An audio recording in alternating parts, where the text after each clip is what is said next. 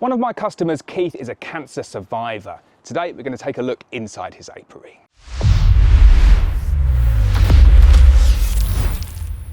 So Keith's apiary is in a beautiful spot in North Wales. Keith occasionally comes to me and buys queens, but he has a wide mix of different genetics and different queens in the apiary site here. The site is stunning, absolutely amazing. It's a really nice, mature garden, and then it goes down a bank and you can see the river, and there's Himalayan balsam, whether you like it or not. There's a bit of Japanese knotweed down there as well, but there's ivy, and then the whole of the garden is a fully mature, like cottage garden. So you've got fruit trees and lime trees and hazel, and then it just breaks out into this incredible woodland over there. I can't believe I forgot my drone. I'm a little bit gutted that I forgot it because it would have been the best video ever. But what we're going to do today is we're just going to go and take a look at Keith's bees, see if he's got any honey, see how the bees are getting on, and we'll take a little look around the garden as well. Let's get my veil up and let's get to it. So Keith, thanks for having me on. We'll shake hands first. Yeah. How you doing? Tell me about your bees and tell me about your story. Right, well, 4 years ago I was diagnosed with cancer and I was sitting at home absolutely bored to death, and then I started looking up on the internet about bees. Yeah. I kept them when I was in school with the head teacher, Mr. Williams, and I always meant to keep bees, but I never got the chance. And I wish I'd taken the chance years and years ago, because I absolutely love it. And it pulled me through the cancer. It was good therapy, and I'd recommend it for therapy anyway, even if they don't keep bees, to go and help somebody with bees. Yeah. And I got in touch with Lawrence about buying some bees, and he arranged for me to pick them up in the spring. And I bought 2 hives first, and that's when I started. And everything you see in my apiary, plus I've got another 6 out as well. Wow! Is all from Lawrence's bees. It's so I'm par for one swarm, like so. Yeah, it's really nice stories to hear. Like I remember you come into my house and you didn't look very well at that point. You know, that was at the height of it. But you're through that now, aren't you? Yeah, so all clear now. I go for my last treatment tomorrow just to make sure everything's is all clear. Yeah. And then hopefully onwards and upwards. Well, fingers crossed, but it sounds all good, and massive congratulations for getting through it. So tell me about these bees then. What ones are these? This is my very first hive I had. Very first hive? Yeah, this one and the one in the corner. Then we're from Lawrence. And this one here, it was on a Jolante, and she died at the beginning of the year, but there was cells in there, supersedure cells, and I just left them be. Nice. And now they have requeened themselves. Yeah, so you've got a few in here that are kind of like next generation and the next generation further down. So what they crossed with, I wouldn't know. They probably crossed with the buckfast. Yeah, maybe the buckfast, maybe like local mongrels as well. Yeah. But they're not too bad, are they? But they're not a bad bee. They're not. Some days they have the moments, but I think it's depends what time of the day you go in. Yeah, definitely. Most of the times I go in is mid-afternoon when I've come home from work early. Okay. But I don't work all day, like so. No. Thingy, but a little bit of honey in there. So go on, you're going through some of the frames now. Tell me about, like, what do you aim to get out of your bees? Are they here just for fun, or do you want to get honey out of them? They're here because I enjoy, well, honey's a bit of a benefit on it, yeah, but I just like keeping the bees. I just find it's a nice hobby, really. It relaxes me, and while I'm here, I don't think about anything else whatsoever. I was suffering from anxiety, but I don't suffer from anxiety now because I'm too busy with the bees. It's good, isn't it? It's very mindful, I find, with the bees. Like, all you think about is what's going on with the bees. You can't concentrate on anything else. You've just got to concentrate on the job in hand. And do you inspect your bees every week? Do you come down here every week? Every week. Yeah, every week. Normally on a Monday, but this Monday we were out, so... Well, you can see that queen is very, I know the queen's not on there, but you can see she's very, very well mated, isn't she? Yeah, she is. Beautiful brood pattern. Yeah. I'd be quite happy with that. You think that they superseded or swarmed at some point? I think they superseded. They didn't swarm because I found the queen dead. Okay. She was on the bottom of the thing, and then that's where I noticed the swarm cell, well, not a swarm cell, a supersedure cell. And I thought, well, I'll leave it and have a look. I've not bothered with it before, so I thought I'll give it a go. I'm glad I did, really, because as you can see, it's really, really busy. It's a really, really good mated queen. You got eggs in there?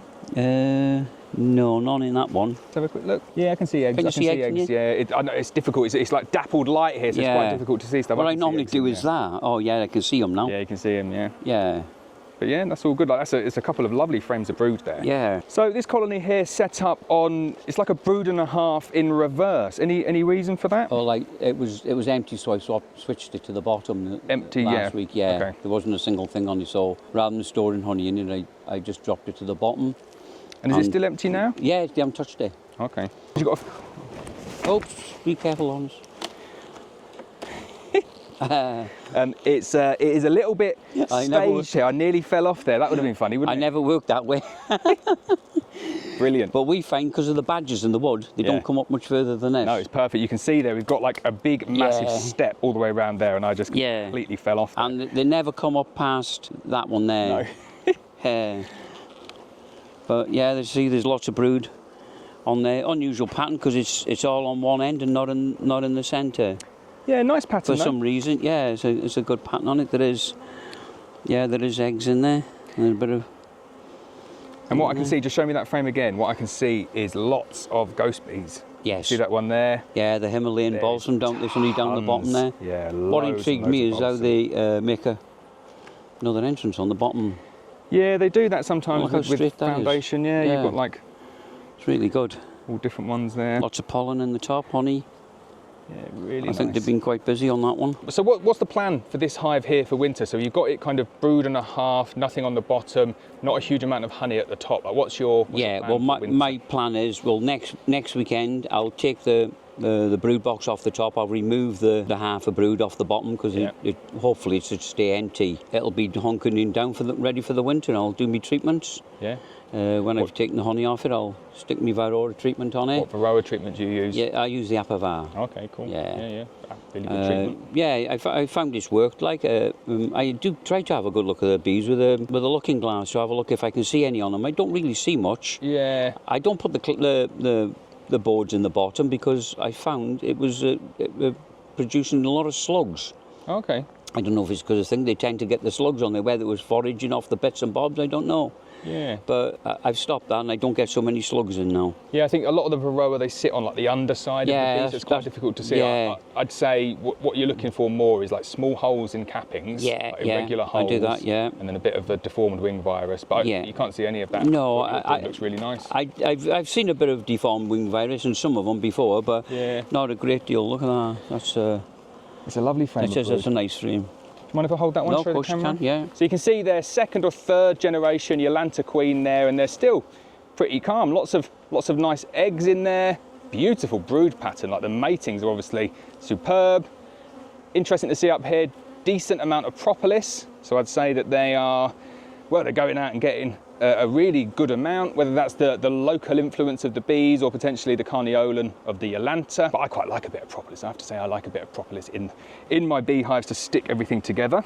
Yeah, they do stick everything together. I just got to watch out for this huge drop down there. It's nearly fell down it again there, but it's nice, isn't it? It keeps badgers and the foxes away, I guess. There's a nice frame of honey. So your plan will be like this box here. To me, looks like a really nice box of wintering bees. Yeah. Taking the shallow off. I'll take the shallow off. Would you take some honey out of here, do you think? I don't think I'd take any honey off, because these boxes have been treated. Oh, okay. So I tend to stay clear of using that. And is there any honey in the top boxes? I haven't looked, Haven't looked. I never go in the top boxes until I've done the bottom. Okay, yeah, nice. I find it's not a bad method, because you're not upsetting the bees too much. Yeah. Once I start putting it back together, I find once I get that queen excluder on, they tend to calm down a little bit. There's a little bit of weight in that.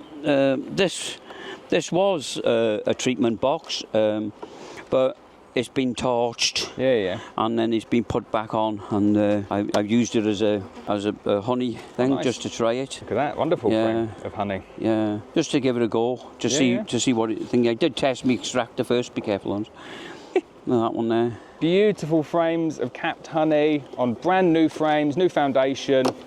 Are on a DN4, but no risk of any contamination with Apivar, so that can just be extracted.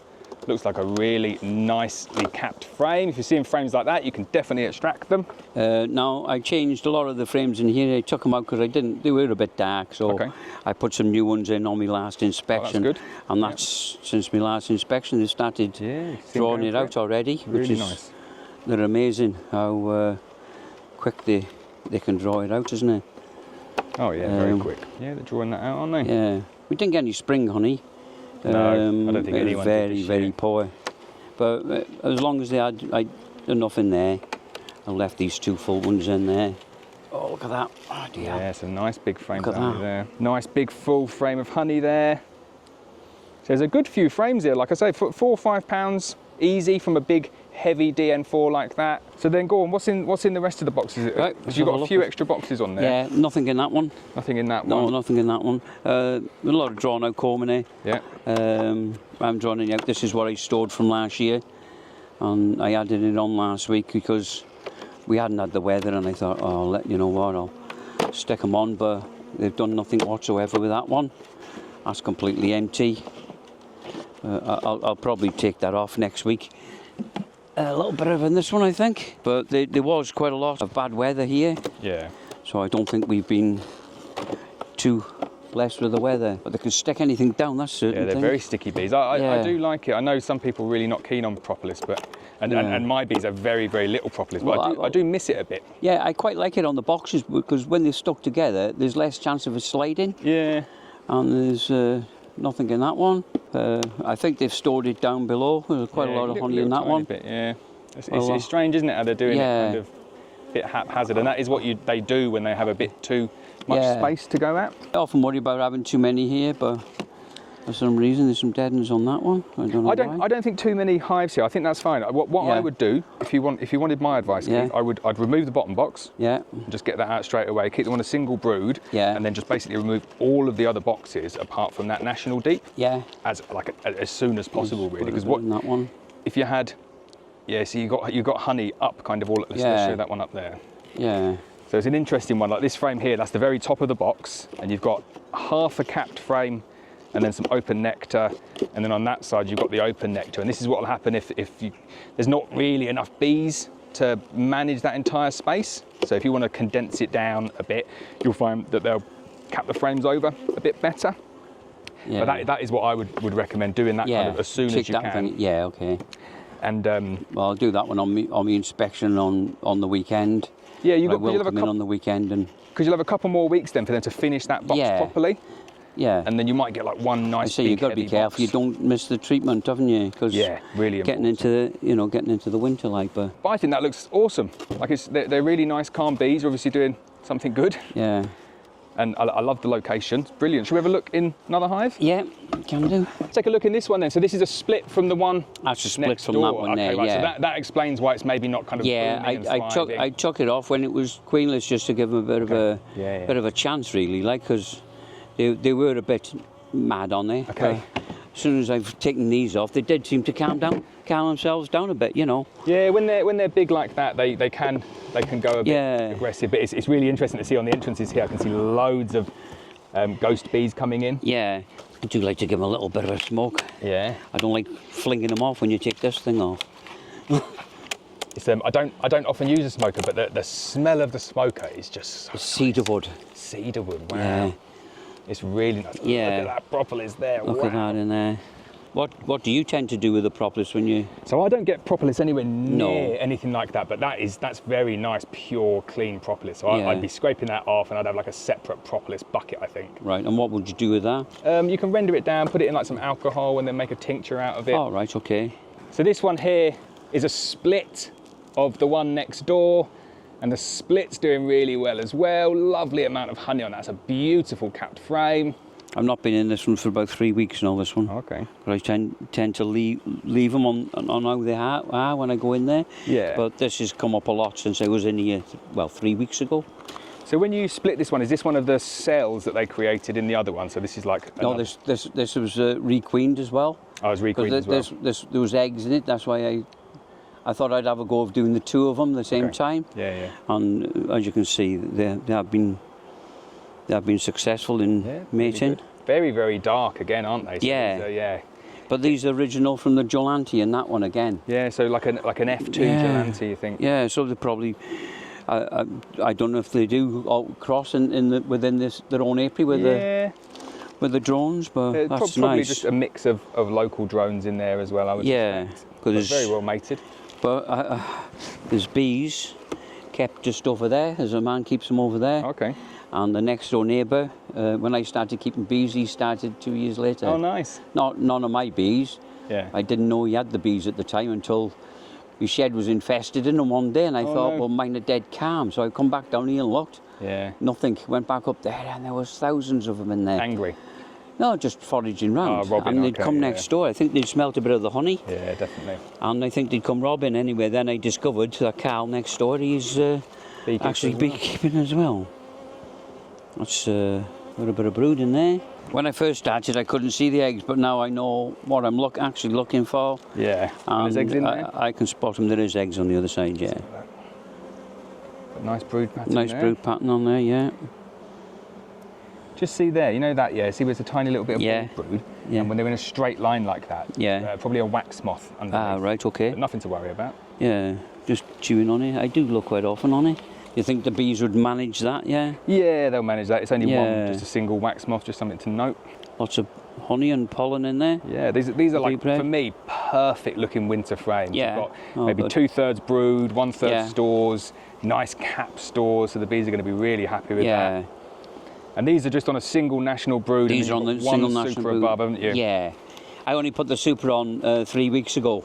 Okay. But we haven't had, well, I say we haven't had the weather. Last week and this week has been lovely here. It's been incredible. But the week isn't it? before that, I was Yeah. like worried about them, you know. I tend to leave them alone if the weather's not too good. So it saves messing them about a bit. Oh, There's yeah. lots of brood in there. Oh yeah, lots of nice open brood, loads of Yeah, eggs. open brood. Very dark bees, aren't they? They are very dark bees, yeah. Lots of brood in there. If you move you move the light round, you can see them all.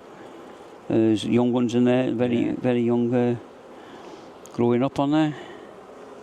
So again, plan for this one is. Leave it as it is, really, and just take the super off it. Yeah, I think you're on the ball with the Varroa treatments though, because a lot of people might look at this and think, well, you know, leave it for 6 more weeks and we can get a decent amount of honey on it. But yeah, I'm not so bothered about the honey, but it is nice to get a bit of honey. Yeah. Because got lots of people ringing all the time. Oh, I bet. Have you got any honey? Have you got any honey? But nice healthy bees. Just flick that one back over. I was just going to say you get your Varroa treatments on early, but look at that. Yeah. That is a pretty, like I say, it's a perfect winter frame. Stores, Yeah, loads everything, of pollen, beautiful brood pattern. You know the queen's going to be well mated. Would you be tempted to put the Varroa treatment on my next inspection? On this one? I don't think you need to rush it. I always say middle of August for me, but as long as it's by the end of August. But what I would say with this colony here is you're very unlikely to get a super full of honey out of it. No, well, So when you're kind of considering that, you can put your Varroa treatments on early, and the earlier the better for the bees. It's quite full. But really, really good looking frames. Like, I'm very, very impressed, Keith. They look like very happy bees. Yeah. Not attacking us. And they all fly around, but I think that's expected. I really don't think they do. Like it's just bees flying. There's no aggression at all. No, here. they're not bump. You can feel them bumping. You can, you know, you can feel them almost headbutting you, like. Yeah. Nice, with a nice frame again. Lovely frame. Lots of pollen in there. Beautiful. Lots of orange pollen in there. This is the thing, like you did this split. Maybe if you hadn't have done the split, you'd have like a good 2 or 3 supers on it. Yeah. But you've ended up with 2 bees, 2 colonies of bees that for next year will be really I was good. just worried about them swarming, because I'd done a Demerara split on this one. Yeah. And because that one there was always wanting to swarm, Really? But see, there's lots of that, like. Nice, loving that. Cool, so if you want to put that one back together, I was going to take a quick look at the propolis again once you put that last frame in, before you put the queen excluder on, because that is brilliant propolis in there. You can't really slide them on this stuff like that. No. It's... Didn't see the queen at all, but I know she's there, so... Yeah, I'm never too I'm never too keen as long as I see the brood and the capped over and young and... Yeah, if you wanted just a little tip there, and I know you're moving it just to get that frame back in, but I'd shake that frame off, Keith. Yeah. And then move the frames with 2 hands. Oh, right, yeah. If you just notice, they've just gone a little bit... tetchy. A little bit tetchy. I think it's just because they've been a bit, like, I don't know, bashed around a tiny bit there. Yeah, that is hard, isn't it? Yeah, but that propolis there is lovely, and especially with that bit of sun, I love that. Wow. Yeah. And you can see them just change that temperament a bit. Yeah. Just from that handling, you get the smoke around. Right, okay.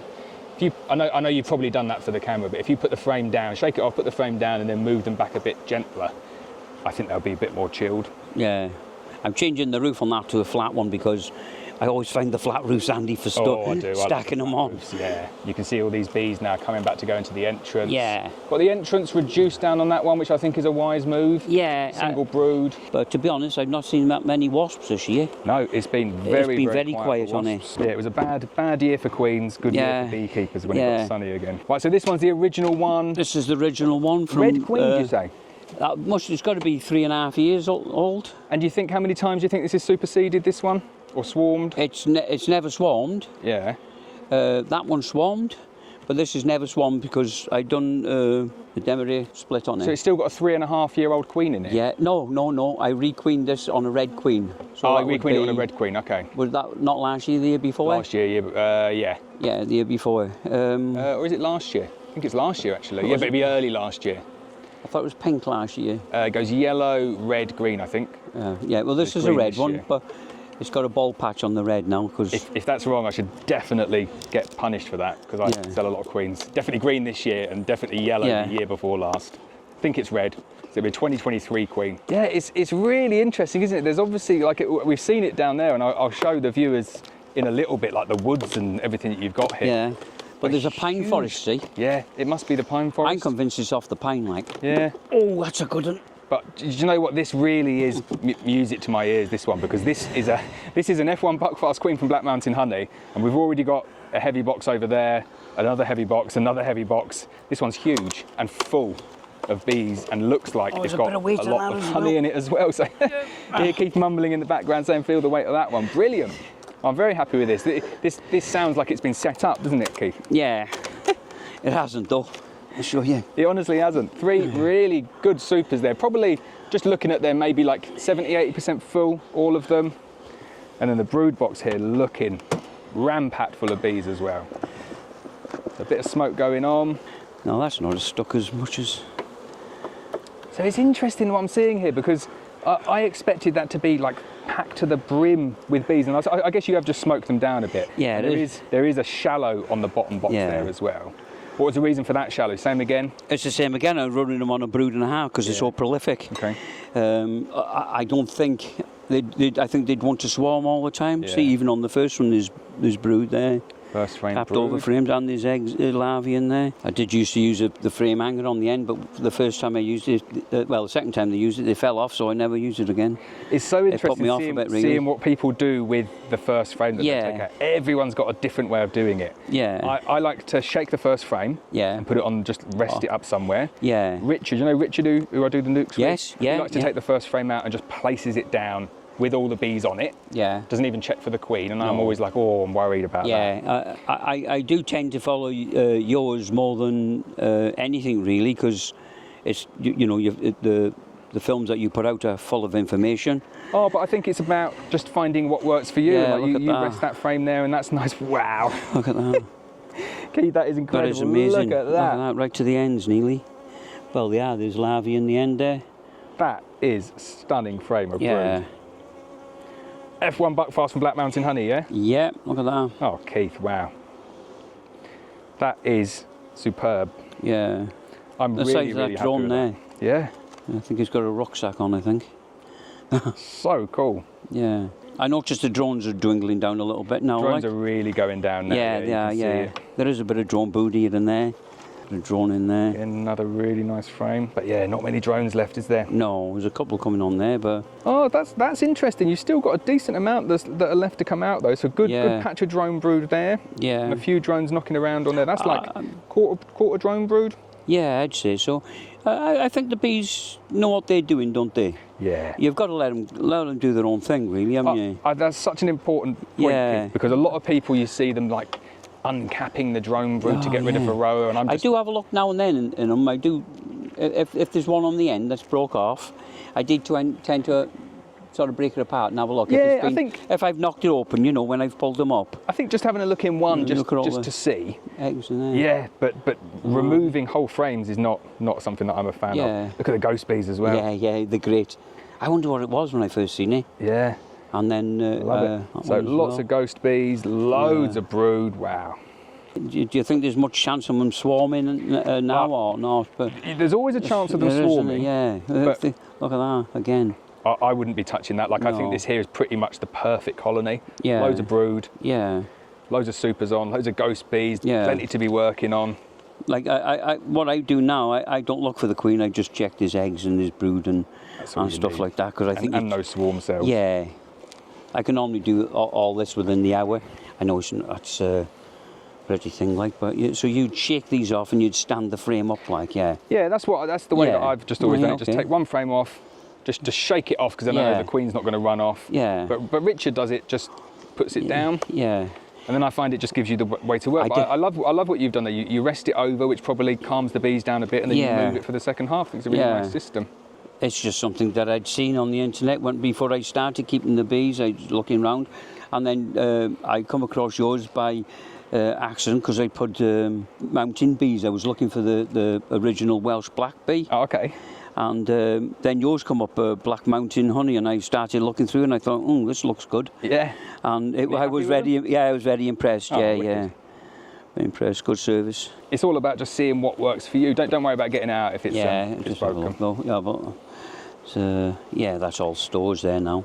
So you can see how the bees have set themselves up here. You've got brood on one side, stores on the other side, and then I suspect we don't need to go down and look in that shallow down there. But are you going to leave these on brood and a half over winter? I will. No. I'll take the. Take them off. Yeah, I'll wait till. I think they've all come up. I've been trying to figure it out because sometimes they're up on the top and sometimes they go down. Yeah. But I think they tend to seem to want to go up more than anything. Yeah, I think this one here is of a size that would be fine to winter on brood and a half. Yeah, you think so? Yeah, plenty. I won't take that one off because there's probably not much in the bottom there. Yeah. I don't tend to disturb. Minimise the disturbance on them, really. If I'm happy with what I see on the top, I don't normally go into the bottom boxes, and the same with the supers. I tend not to read through the supers very much as well, Yeah. Let's have a quick look in a couple of those super frames, because there look to be some nice honey in there. Dear me. And listen to Keith groan when he takes it over. That's always a good sign. Yeah. Doesn't help when you've got to earn you. That's true. No, that's not a good sign. No. Sorry. It's all right. So nice, yeah. Nice, yeah. A good frame of honey there. Yeah, lots of honey, but not capped over yet. Yeah, and I think that's maybe just one thing. Like, you've got 3 supers on there, might get away with 2 supers. Yeah. And I think you can push it a little bit with bees when you realise that there's maybe not enough bees to fill all those frames. Yeah, they've not capped it over, but as you can see, it's. Oh, you've got a couple of weeks left, so they still do it. But what I would suggest with this one again, Keith, is you've got 3 supers there. Take out the best 2 supers worth of frames. All right, and just take one of the supers off, and you'll find that they finish the frames really. Like that one there. Is there anything even in it? Yeah, it's full. There's lots in it. Oh, okay, sorry, there's fresh nectar in that one. There's a bit of weight in it. Yeah. But I don't know if. See, I always have the theory thinking they're not capping it over because of the weather, and they're waiting for the weather to see what it's doing before they cap them over, because it's a lot of work to cap them over, isn't it? See, that's starting to get capped over now. Yeah, really nice. Look at that. I know that none of this was capped over last week. When I went in this one, none of it was. Yeah, well, you can see like all this bit here with this hole still in it. Like, that's very, very fresh capping. Yeah. Really nice.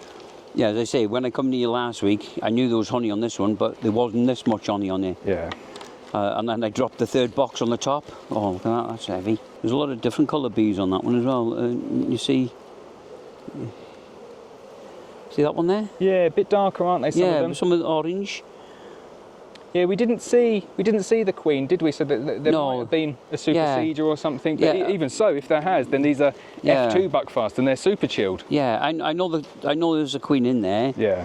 Because I seen her last week. That's how I knew she was got a bold red dot. Okay, it sounds like the same queen then. Yeah. Oh, I mean, that's heavy. Does I have a grunt?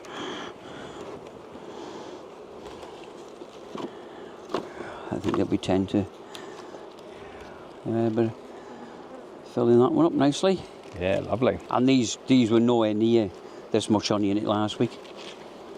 The last couple of weeks here they've done brilliant. Yeah, we've had some good weather. Right, so I think that's probably enough from this hive, Keith. It's really, really good looking, that one. Like I say, I'd maybe adjust that and just give them a couple more weeks to see what they do with the 3 supers, because there is a bit of honey in all of the frames, isn't there? Yeah. What sort of would be the cut-off date, do you think? For me, it all comes down to... Look at this one.